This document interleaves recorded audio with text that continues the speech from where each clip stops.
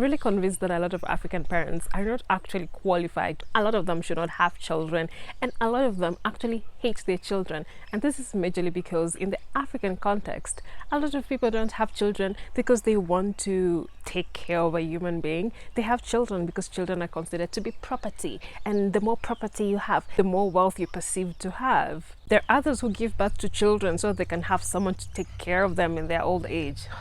And there are others who give birth to children as an investment opportunity because they want to have a good life. And instead of working hard so they can live their lives that they want, they're like, oh no, I'm just gonna give birth to a child, and then they're gonna work hard. They're gonna go abroad, make money, and I can live the life that I want. That's how a lot of African people think about children. This is precisely because of this thinking that these parents who mean well, they say they mean well, end up really harming their children's lives because they don't even think of them as human beings in the first place.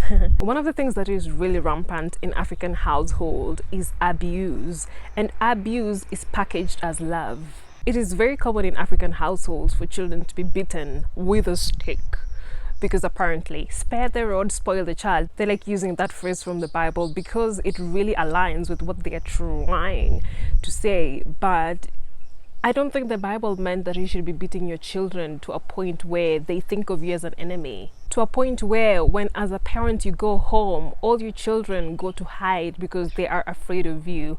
To a point where the moment you step out of the house, children feel like they can breathe in peace. A lot of these parents actually encourage teachers to beat their children, and there have been cases where children have been beaten in school until they've broken their arms. Others have even died because they've been beaten too much by teachers. Basically, the kind of beatings that really goes on in African households has very little to do with discipline, and I think it has more to do with the rage, the anger, the trauma that the parents are going through, because a lot of them, again, when they decide to have children, they are not thinking of, oh, I'm bringing a human into this world. They think that they're bringing a property.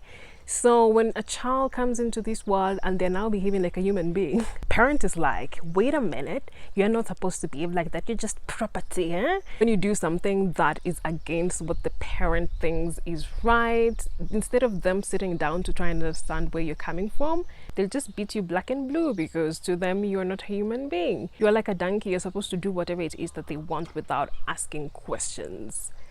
And that's one of the reasons why the first oppressor of African children is often the African parents. And the worst thing, well, apart from the trauma that the child really accrues as they grow up from all the beatings that they get, is that the parents tell them this beating is a sign of love. And often we'll see most people, most of these children end up in abusive relationships, and they stay there because they've been taught that abuse is love. When you go to school and a teacher is beating you, it's because they love you, because they care about you, because they want you to get good grades, but it's not really that. But it's not just physical abuse, there's also mental and emotional abuse, and especially for African firstborns, and I can attest to this, as an African firstborn, you're expected to be perfect. I'm telling you, whatever it is that you do will never be enough. Everything has to be over the top. Everything has to be excellent. And even when you achieve whatever it is that you're expected to achieve, you will still be reminded that it's not enough. The default for a lot of African parents is to see the faults in you instead of actually looking at your strengths, looking at what you've done well. So each and every time, it's the faults that are going to be maximized, even if you've achieved the best of the best. The thing that you didn't do, the small thing, even most of the times is the insignificant thing, that is what is going to be pointed out, and you will just feel like you're a failure over and over again. I remember when I graduated my bachelor's degree with honors, I was told that getting a degree is not that great because there are other people who have degrees in the family. You need to get a master's degree so that you can be someone. You need to get a master's degree so that we can say that you've done something. And I remember I was just like, then why? You know what? You can still congratulate me and tell me that you've done very well for having an honors degree, because there are people who graduated with a GPA of 2.5 and they had a whole party and their parents were telling them you've done well. And these are the rare African parents who can actually congratulate their child for just finishing university, for just going through university and graduating. But me, who got an honors degree, it's still not enough. I know a lot of these parents are like, because I want the best for you, because I want you to be the best of the best. But the thing is, if you're putting all the effort, but no one is seeing the effort that you're putting in, how are you going to be the best? Because for me, anything I ever did was never really enough. I have had to really battle with perfectionism, which holds you back immensely. Because when you're working in a company, you cannot be waiting until you feel like your work is perfect for you to hand it over, because it means that you will never hand it over. It means you will never do anything, because you will always be planning it in your head, because you're like, I want it to be perfect. But it's never really about perfection. It's about doing something and learning from it, and then you can progress. But when you're really stuck at trying to be perfect, because, well, you've been taught that if something is not perfect, then you're not good enough, then you will never grow. And for me, I've really had to work so hard to let go of that mentality. It's something that I'm always battling, because it just comes up in my head. That voice is like, but it's not good enough. It's not good enough. But now I'm just like, no. As long as this is what I'm supposed to do and I know I have done it to my best, then I'm going to do it. And if there's something that I need to learn from it, then I can learn and progress in the next step, instead of just being stuck in one place because you're trying to be perfect. This is also one of the reasons why a lot of African children suffer with imposter syndrome, because when you find yourself in a space or you're doing a job and you get promoted, you're like, but I don't feel like I'm supposed to be here, because you've always been told that you're not enough, because you've always been told that no matter what you do, you're not worthy. Even if you get a job that you absolutely are qualified for, there's always that voice telling you that, no, you don't deserve this because you're not enough. It's a very dangerous mindset that is being cultivated in a lot of African children. And you can just imagine the number of people who have not taken jobs because of not feeling like they're enough. Those people who don't apply for jobs or don't take risks to start businesses because they just don't feel like they're enough, just because they were told while growing up that whatever it is that they do, it's never enough, because it's only mistakes that were always pointed out, instead of, being told you've done something small, but it's something good. Instead of congratulating children for the smallest things and cheering them on to continue standing up when they fail. Because again, a lot of African parents, when you fail, it's like your fault. Why did you fail? There's no grace, there's no compassion, there's no empathy, because they think that them admonishing you is going to make you better. But most of the time when you admonish someone, it just takes the energy, the motivation, and the will to even want to do better, to even want to get themselves out of that rut, and they continue just staying there. And that's why you'll find that a lot of people just stay in the same place that they are in. They have no will to change their circumstances, because they'd rather stay where they are than try to do something different and fail, because they're really afraid of that failure, because again, they were really admonished for failing. But failing is not something bad. It is from failing that you learn. It is from failing that you innovate. It's because of failure that people achieve success. Then there's also emotional abuse, and in a lot of African households, if you're a child, you are not supposed to show your emotions, because why showing your emotions? You're just a child. You're just supposed to be happy. You're not supposed to be angry. You're not supposed to be disgusted. You're not supposed to be sad, because why would you be sad? You're just a child, which actually doesn't make sense. But it does make a lot of sense in the African context, because again, when a lot of these people bring children into the world, they don't see them as children. They see them as property, as investment. So when you're showing human emotions, it's like, why are you a human being?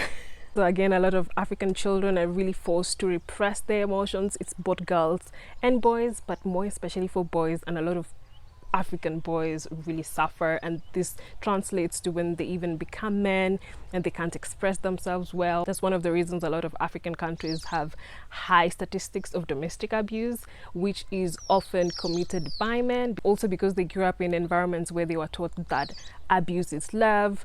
That is what they end up doing in relationships. And the women in these relationships, they stay in these relationships because they were taught that if someone is beating you, it's them showing that they love you.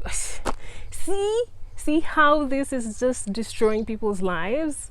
Because for a really long time you're taught to repress your emotions, You learn to detach from your emotions. And when you detach from your emotions, it means that you can't even see yourself as a human being. You just see yourself as a tool. Then you also expect everyone else around you to be like a tool. And even the way you interact with people, it's you just using them for your own benefit. And again, also because we live in a very individualistic society. But again, we live in communities, but it's individualistic people in communities. So you're finding people who cannot form proper relationships, whether it's friendships, whether it's romantic relationships, even parental relationships, because you're detached from your emotions and you can't even understand the world around you. And at the end of the day, it's just like you've created zombies, because people are just going around like they're not human beings. And that's one of the reasons why a lot of people have a lot of mental health struggles, because you cannot be a full human being without your emotions. And a lot of people are really afraid of tapping into their emotions because, again, they have a lot of emotional trauma, and you have to work fast on your emotional trauma. And again, because in African societies, there's a lot of stigma on mental health struggles. People don't want to say they have mental health struggles because it shows that you have some kind of blemish. So people will just be like, I'm fine. They're broken. They are struggling, but they'll say they are fine. They're really not. And the outlet of the emotional trauma becomes drinking, becomes beating their spouses. It's just a cycle of abuse. So this starts in the homes and it just ends up destroying people's lives. This mindset really has to change, because it's really not helping anyone. And on top of that, because again, you've been taught that someone who loves you is going to abuse you, whether it's emotionally, physically, or mentally. That's why a lot of African people are tolerating abusive governments. A corrupt government is an abusive government. And when politicians tell you one thing and they end up doing something else, when they come lie to you in your face, that is abuse. But people tolerate that because they've been taught that abuse is love. Well, amongst many other things which we're going to see throughout the video. Another way in which African parents hold their children back is really teaching a scarcity mindset. From the word go, you are always taught that there is no space for everyone to succeed in this world, so it has to be you. And if you have many siblings, or you're even living with your cousins, it's even worse, because everything is about competition right from the home. As siblings, you're trying to compete for your parents' attention, because you're trying to show, I'm the one who is deserving of this and this and this. That is a very toxic mindset, because there's space for everyone, but you're taught that there's just space for few of you. Even when it comes to things like eating food, there can be an abundance of food, but you're still told, no, you can't eat that, because you have to remember tomorrow. Well, it is good to actually think about tomorrow, but not to a point where you're literally hiding food because you don't want children to eat it, because you're saying that if you leave the food there, it's going to be eaten. But the thing is, if children are hungry, they're going to eat. But if they're not hungry, they will not just go eat, and eat. And the reason why you're even hiding food is because you've taught your child about this scarcity mindset, so that when they see food, they just want to eat as much as possible, because they're thinking about, what if I don't get another chance? There's so many parents who would rather let food go bad than let children eat. That is just how sick some are. Like, it just doesn't make any sense. The biggest manifestation of this scarcity mindset is in a lot of African leaders who really just think of today. They don't think about the future. And this is also what fuels corruption, because when someone finds themselves in a position of leadership where they have a lot of money, or they have access to lots of money, they're like, I have to think of myself, because what if tomorrow this money is not there? And they end up taking all the money instead of using it for the people, because at that point, remember, they were taught to think of yourself, think of how you can succeed, because there is no space for everyone else. So when that person is in that position, is like, you know what, it's my time to shine, I'm gonna take whatever it is that I need to take.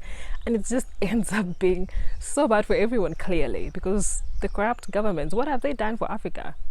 I also see this manifestation of scarcity mindset, especially now in the age of social media, when content creators who are creating the same type of content are pitted against each other because there is no space for all of us to succeed against scarcity mindset. So it's like, oh my God, why are you copying this other one? Why is this one copying this? But it's like, no. First of all, there's nothing new under the sun. Second of all, 10 people can be saying the exact same thing, but each one of them is going to say it differently because each person is different. And again, there is space for all 10 people because each person will appeal to someone. It doesn't have to be just one person. I just don't get it. It just doesn't make sense. Oh my God, why are you copying this other one? Why is this one copying this other one? This one is more deserving than this one. No, everyone is deserving. It's absolutely crazy and it doesn't help anyone. It's just holding everyone back. Something else that really holds a lot of African children back is something called black tax. This is essentially when parents are expected to be paid back for parenting because they made a lot of sacrifices to take care of their children. But the thing is, when you decide to give birth to a child, you chose that. This also comes back to a lot of these parents, when they give birth to children, they don't think of them as human beings. They think of you as an investment, as a property, as their accessory. So you're just their mini-me. That's why they're expecting you to pay them back. Because remember, you're just property. Property is supposed to have value, huh? Your investment. Where's the return on investment? This really holds Africa back. Why? Because when you, as a child, you've gone through school and you've now started working, you're supposed to start building your life. When you are in your 20s as a young adult, you're supposed to be building your own life. That is your time to explore the world, to be adventurous, take risks, to start businesses if that is what you want to do. But the thing is, your parents are expecting you to get a good job and then start sending them money. Essentially, what a lot of African children end up doing is they spend their 20s working. It even means that they're not investing into themselves.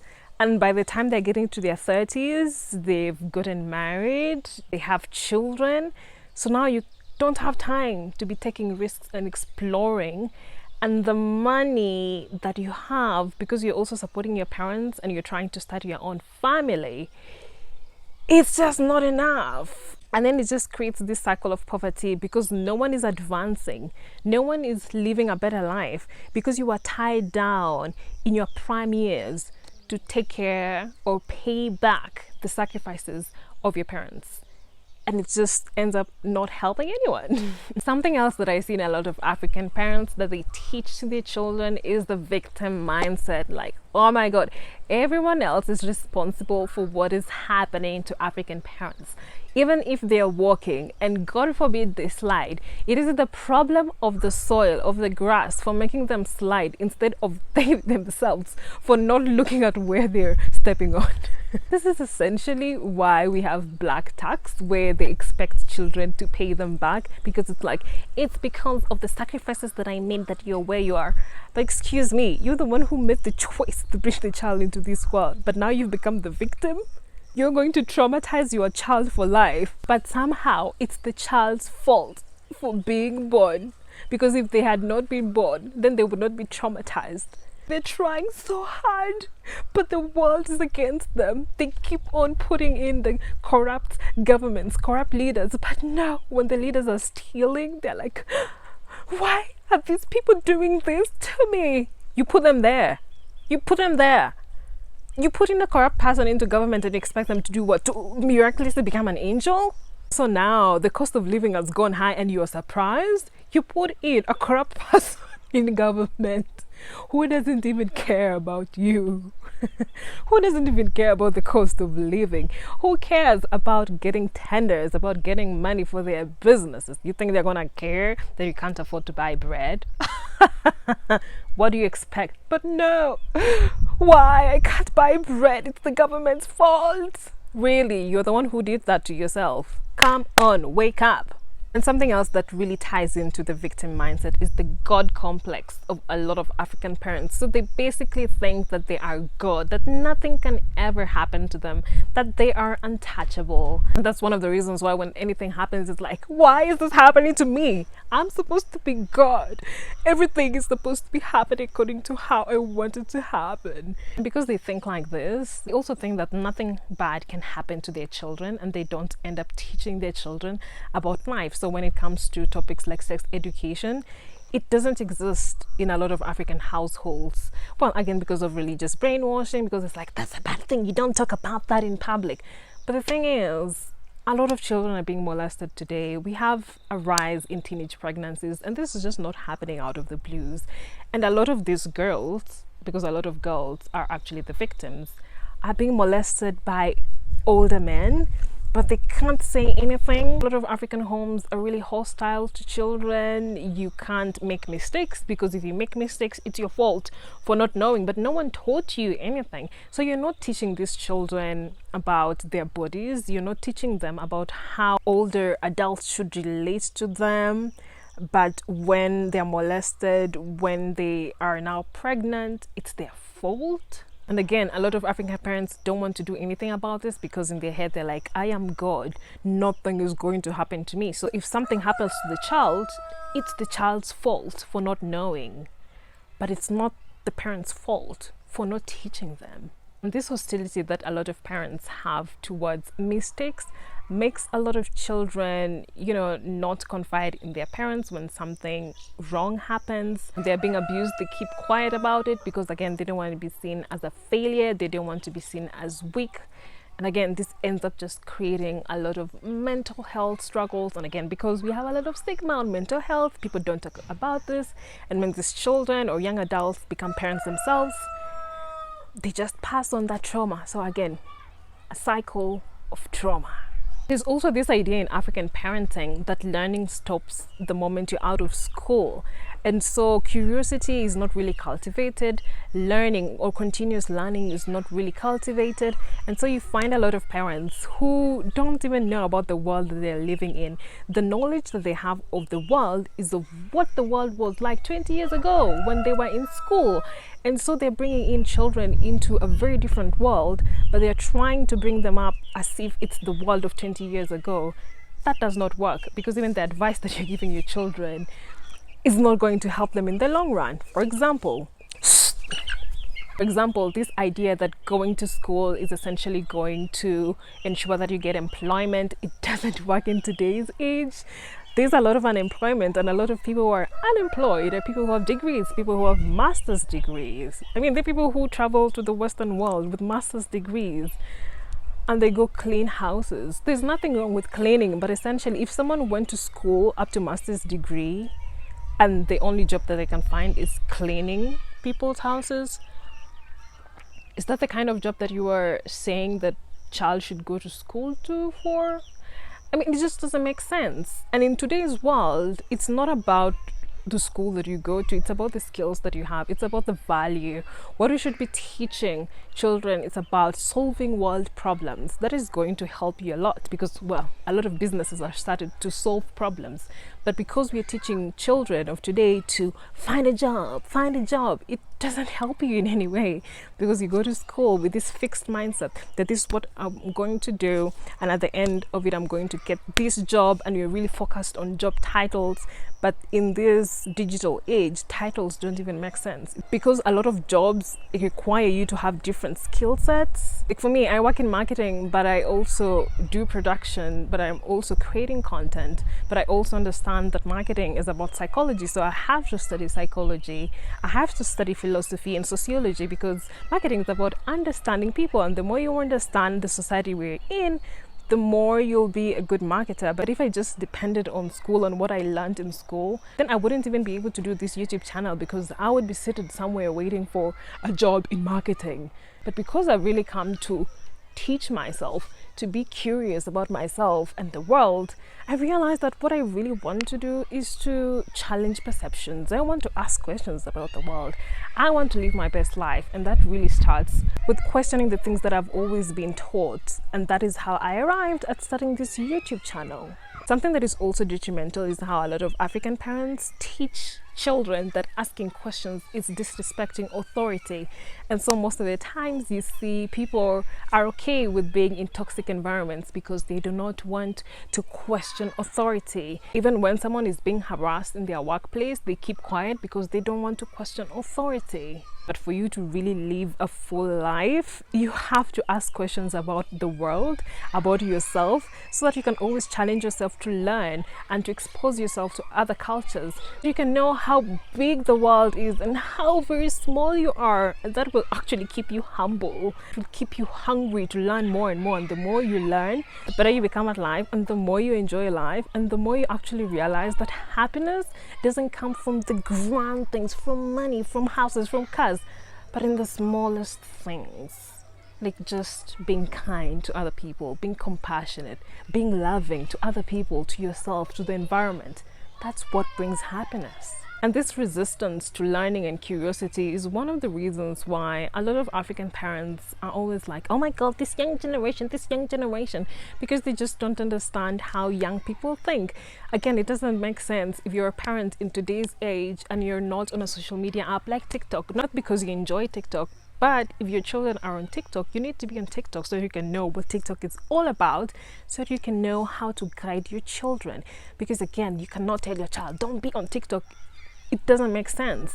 We all have to be open to technological advancements. We all have to accept the world of today. But as a parent, you need to be up to date so that you can guide your children well. Because if you're not on TikTok, your child will be like, oh my God, everyone is perfect and I'm the one who's ugly. But if you're there, you will tell them, no, that is a filter. And people have blemishes, and blemishes are not wrong. When you're not guiding them, this is how they just fall in the complexes, and they just end up getting into their heads, and again starting to deal with a lot of mental health issues. So learn, be curious about the world. That is one way you can help your children. And last but not least, another way in which African parents are holding their children back is not supporting their children's dreams. And I know this is something that is spoken about, especially by comedians, and we laugh about it, but it's not funny at all. Again, we go back to a lot of parents don't bring children into this world because they think they're human beings with their own agency. They think that you're just a mini accessory. They think that you're an investment or property. So when a child decides that they want to do something that is not part and parcel of the dreams that the parent has for their children, oh my God, how dare you? They send a lot of abuse along the way, especially mental abuse. They'll be like, you can't even do it. What makes you think that you're all that? It's not even a good career. You're not even going to amount to anything. So they send all this negativity all your way, and at the end of the day, you as a child, you have this dream, but you're all on your own. And once you make it, everyone is like, oh my God, you're my child. Ha ha ha ha. I knew you could do it. It's really unfortunate how we are taught that the more abuse you're given, the more love it is. So no one supports you when you want to follow your dreams, but when you become successful, everyone wants to be associated with you. So now you've become the prestige of the family, but God forbid if you follow your dreams and then it doesn't become successful, you will never hear the end of it.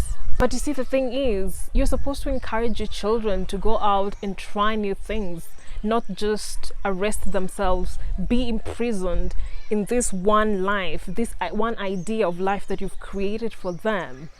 Because life is about adventure, it's about trying new things, not being a prisoner to just one worldview.